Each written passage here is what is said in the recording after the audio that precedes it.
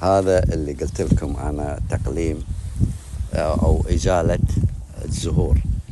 ترى اللي شفتوه صورته، هذه شوفوها تبارك الله، هذه مال تجمعها، هذه شوفوا ما شاء الله، تحطها عندك بالمكتب. الورق هذا قصدي البتلات، هذه تحطها عندك بالمكتب تعطيك جو. تحطها بالبيت طبعا تحط وياها ماي. شوفوا تقول له حرام ليش تشيلها؟ لازم أشيل على أساس أن تعطيني شجيرة ورد أكثر. يعني شوفوا ما شاء الله كله، شوفوا جميع الألوان. بس شوفوا وتطمشوا يعني بصراحة. هذا ودك تاخذه تحطه وياك بالسيارة بصراحة، أنا ما ودي يقطونه. لحقوا ترى موجودة الكمية إن شاء الله أنها متوفرة.